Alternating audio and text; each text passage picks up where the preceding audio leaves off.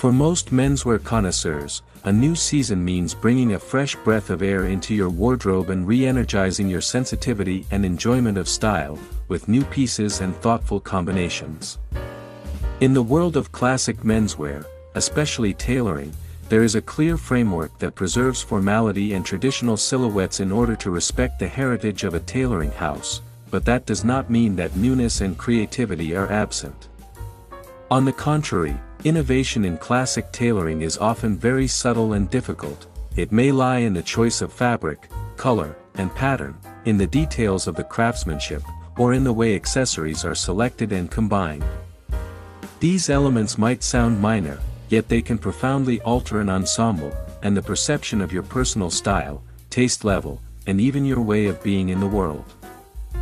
In the past, I have invited some very talented menswear stylists to share their insights on style, particularly in the sphere of tailoring.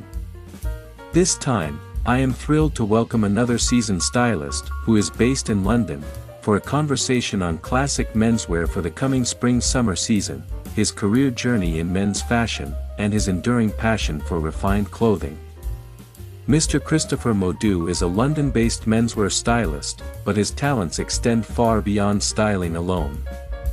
Having devoted more than 3 decades to men's fashion, Chris began his career as a menswear salesman at the esteemed British department store, Selfridges, before progressing to roles at some of the most respected British tailoring houses. From heading the made-to-measure department at Ravenscroft, one of London's oldest tailoring houses, to serving as senior creative at Savile Row Tailor, Chesterbury.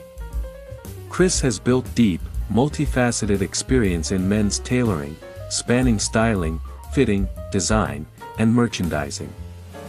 In addition, he is an accomplished menswear writer and has been described as a sartorial guru in respected publications such as The Rake. If you are intrigued by classic menswear and style, and curious about how to dress with ease and distinction this spring-summer, then this blog is for you. Without further ado, let's dive in. Hi Chris, it's such a pleasure to have you with us today. To begin, could you share what fascinates you about menswear, particularly tailoring, at the first place? And what makes you realize that menswear is something that you wanted to build your career? Thank you. I have always been interested in clothes and fashion. I see clothing as a form of unspoken communication. Tailoring fascinates me, because it can convey so much, from the cut of a jacket to the number of sleeve buttons. Yet to someone else, it can appear completely anonymous. That tension between detail and discretion is what drew me in. You started on the shop floor at Selfridges and went on to senior creative in Chesterbury on Savile Row. Looking back, how has this journey shaped the way you work and think about menswear today? Starting as a salesman on the shop floor gave me invaluable insights into what customers actually want. It grounded me. Today, as a private stylist, I enjoy speaking with sales staff just as much as designers. The shop floor teaches you realities that the studio sometimes doesn't. You now work independently across styling, design, and consultancy. What aspects do you find the most rewarding? And in what ways has this independence challenged you, and how did you overcome them? Being independent affords freedom. I enjoy being able to say yes to interesting projects and shape my own direction. The challenge, of course, is that you don't have a team behind you. You are the team. I've learned to be disciplined with my time, selective with my commitments, and clear about my value. With your decades of expertise in tailoring, how would you define a piece of well-made men's tailoring? In your opinion, what details should a gentleman pay close attention to before considering a purchase? The cloth. Always the cloth.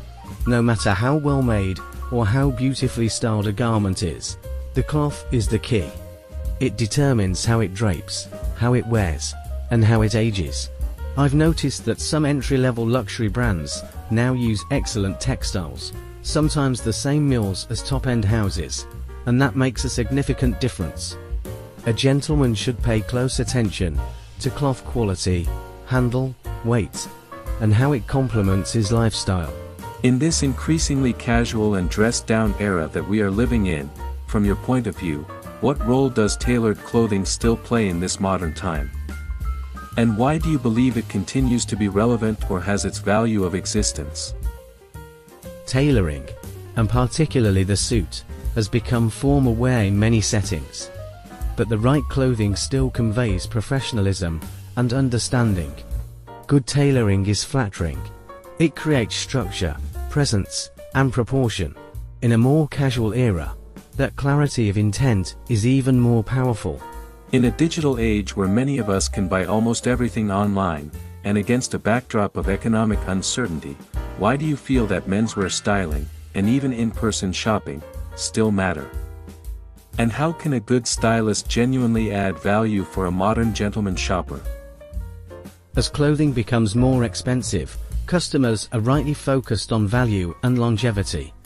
A stylist's role is to help them make informed decisions. I take pride in guiding clients toward pieces they will wear for years. I am under no pressure for them to buy unnecessarily. Trust is more valuable than a quick sale. Turning to the new season, could you share your styling thoughts for spring-summer? In terms of silhouette, fabric, color, and pattern, what directions are you most excited by, and what do you consider essential pieces for a gentleman's wardrobe this season? I am enjoying the renewed interest in structured clothing and a refined English country influence. A wool blazer in a rich navy, cut with shape, in a high-twist resilient cloth, always look smart. Texture, depth of color, and proper structure feel right for the season. Let's talk about your own wardrobe.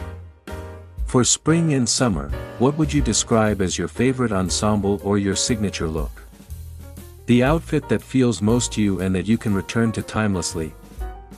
I return to my navy wool seersucker blazer, a double-breasted contrast waistcoat, and grey trousers. It feels balanced and considered. In the warmer months, I enjoy wearing two-tone shoes. They add character without being loud. What are 3 items in your wardrobe that mean the most to you, whether for sentimental, aesthetic, or practical reasons, and why are they so special? My covert coat, which was the original sample for Chester Barry made in the Edward Sexton studio. An old Thomas Pink shirt from 1990 that has been recolored. And my Gozziano and Girling Oxfords.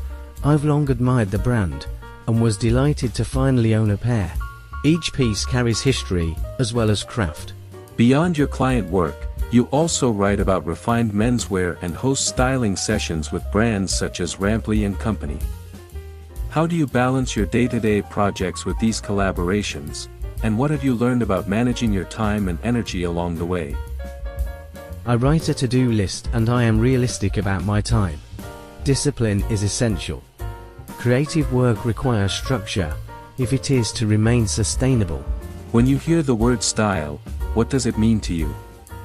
How would you describe someone who genuinely has style? The ability to express yourself well in everything you do. Not just how you dress, but how you speak, write, and behave. Aside from being well-dressed and well-groomed, what other qualities do you believe a modern gentleman should possess? And why is that essential? A sense of humor, and a sense of proportion. Both prevent vanity and keep things grounded. If someone came to you and asked about the secrets to becoming a great menswear stylist today, what is your advice? Get a job on the shop floor. There is no substitute for learning how real people buy, wear, and respond to clothing. It teaches you more than any theory ever could.